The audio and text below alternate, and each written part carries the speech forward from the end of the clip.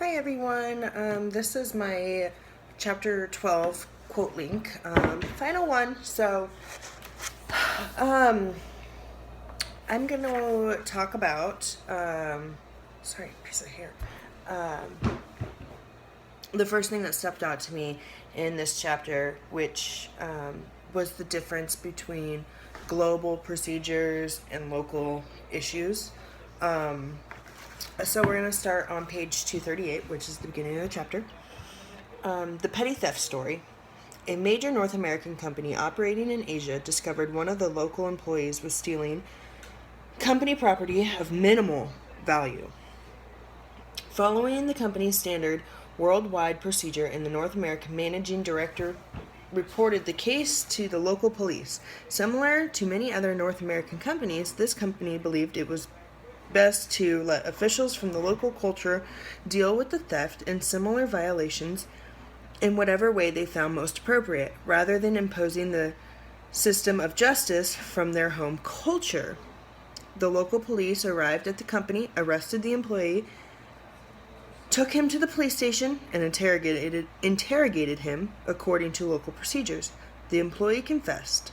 The police took the employee outside and shot him dead. That's such a huge difference culturally.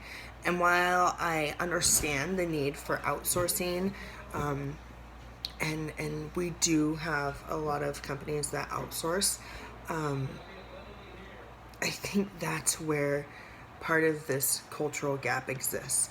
If you're going to outsource a company, you definitely need to learn and understand their cultural values and practices before you build an empire or a company, a huge marketing company there, and employ their people. I mean, I can't imagine how many times that's happened. Here, think about, so many people, just, I need a notepad, and walk off with it from work, or I need some pens or a stapler, whatever it may be. We don't shoot people in this country for that. Well, not normally. But over there, it's common. You don't steal regardless of the situation. I mean, we may just take the money to pay back out of their paycheck, or have them replace it, or something, some sort of reprimand. But for them to lose their life over it, I think that's, part of this huge cultural debate we've been having this whole quarter is, look at the difference. There's such a difference, and there's such a misunderstanding between here and there. And here meaning America, Western civilization, and there meaning everywhere else. It's huge, and I really took that to heart when I was reading this. You don't understand how much of a difference, and how much difference their practices and beliefs are in such little things. I mean, it's crazy to think of what people actually lose their lives for, and what we would just go, okay, move on, slap on the wrist. It's, I think, we really, if we're going to have global companies, that we really need to understand and learn and make sure we know where we're building and their cultural practices versus ours. And then my next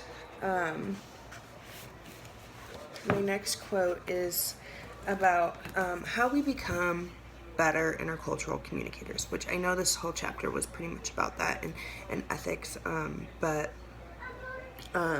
there is, on page 248, we must also be willing to experiment with different styles of thinking, sensing, and experiencing, valuing, behaving, and learning. In the process of changing our own approach to dealing with everyday intercultural communication, we can develop a more inclusive way of relating to individuals right next to us, in our classroom, workplace, and neighborhood.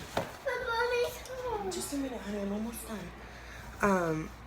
I think that if we want to become better intercultural communicators, we also need to start, like it says, right next door. I mean, our neighborhood, sorry,